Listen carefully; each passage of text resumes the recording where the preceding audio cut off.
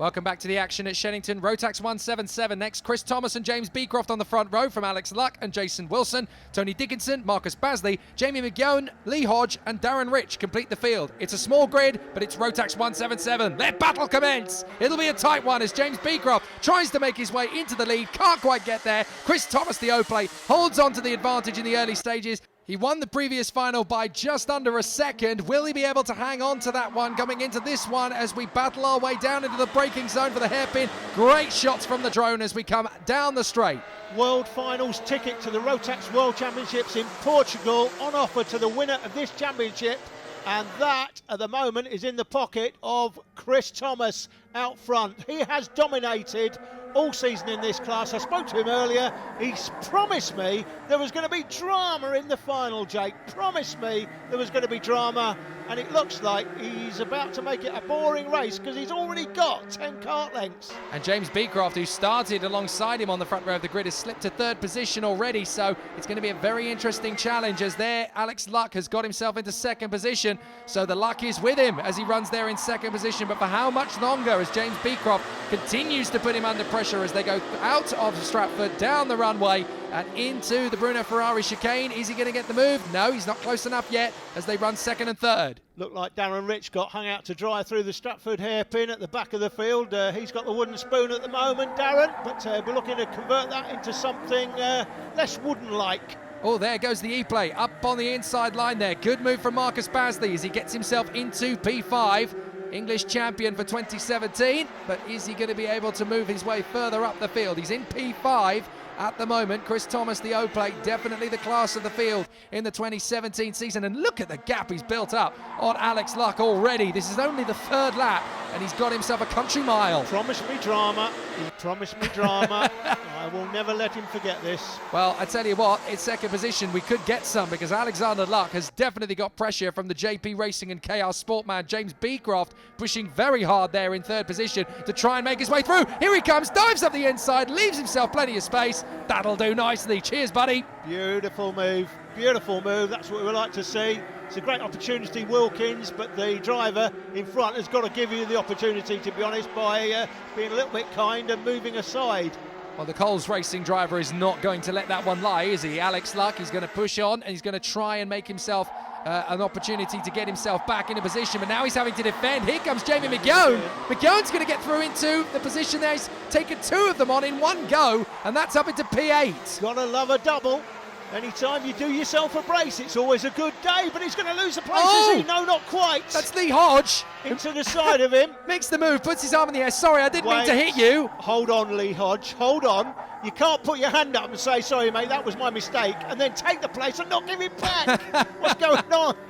Well, What's going on? I tell you what, F1 fans of Spa 2008 will want to see that one again because it's a very similar incident. Look how quick the officials are on that. That's on the digiboard, that contact warning. Here it is. This is a contact. This is only about 20 seconds before they get to the start-finish line. They've already got the warning flag out for him. Yeah, he banzais up the inside of Jamie McGowan. McGowan loses the position. Oh, that's Darren Rich who loses it under braking into the side of Jamie McGowan. That's a disaster. Jamie's just got nowhere to go, to be honest. He's spun right in front of Jamie and he's had to hit the brakes and, well, he's going to be miles down the field now, Jamie McGinn. Well, I'm afraid Jamie's going to feel that it doesn't rain at Shenington, it pours on this bone-dry circuit, but it's unfortunate that he's in the wrong place at the wrong time, unfortunately. Race has continued on a pace. It's still Thomas that's well out front. This is a good battle for second place between Beecroft that started P2 and Alex Luck there in P3. Jason Wilson in P4 is not too far behind them. He's just trying to stay in touch in case these two tangle, but he's not quite got the pace of them today. None of them have got the pace of Chris Thomas, who's stretching his legs out in front. As we head into the last lap, oh, it's not just his legs he's stretching. Celebrating early, Chris Thomas. Has Nigel Mansell taught you nothing?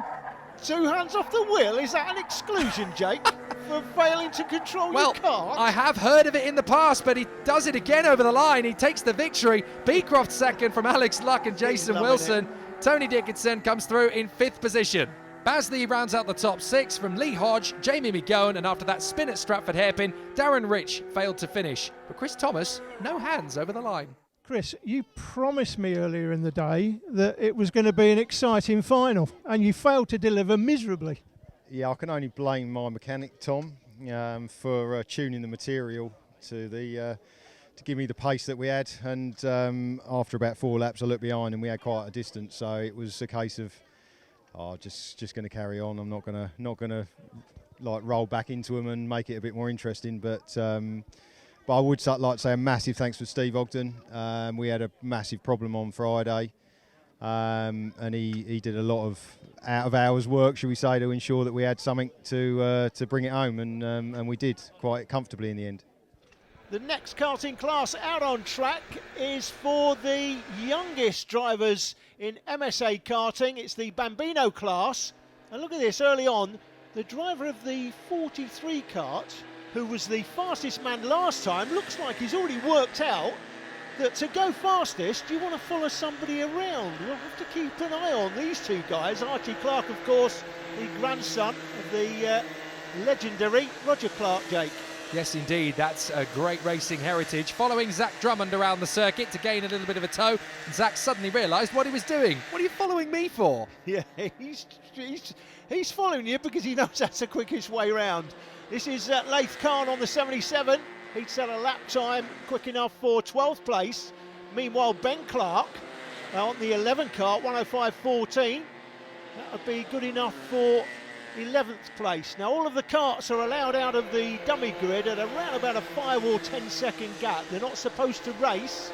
The MSA don't allow them to race, these youngest drivers, on a grid as such. That's Josh Humphreyston on the 22 taking a spin, but he'd go on to set a 104.95 fastest lap time in the orange helmet. He's not happy with himself, is he? That will be good enough for 10th place. Fraser Anderson would set 103.32, first in the 103s.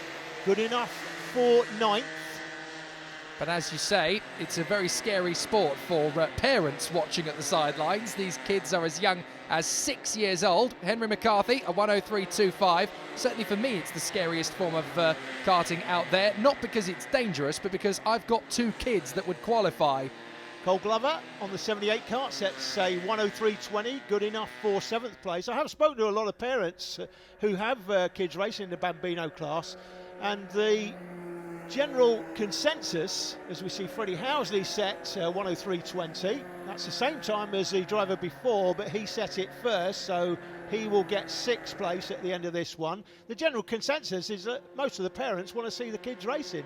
Zach Drummond on the 31, good enough for 5th, 102. Of course, they do race Bambino outside of MSA class, but these guys are getting used to the life of MSA karting. Archie Clark doing his lap time of a 102.78, almost good for the top 3, but missing it by just 100th of a second. That man, Jack Cunningham, got himself into 3rd position with a 102.77. Proof of just how close it is in this class. He was only 400ths of a second off the pace of the man who went on to be 2nd position in the class as well. Mason Bishop, who drove absolutely beautifully throughout, a 102.73 to be the 2nd fastest racer in the Bambino class this time out. But none of them could quite get the pace of the man who ended up being fastest of all, Eden Spanswick in the 69, a 102.48, an advantage of a 1/4 of a second at this level. That is particularly impressive. So that is a name, Eden Spanswick, that we have got to keep an eye on for the future. It certainly is, and after the race, I had a quick chat with Eden. Eden, great result for you today. How have you enjoyed your weekend here at Super 1? I liked the Super 1 and I liked racing here. And who do you want to thank for your performance this weekend? Dad. What about your mum? My mum wasn't here. I know, but you can still thank her. Okay.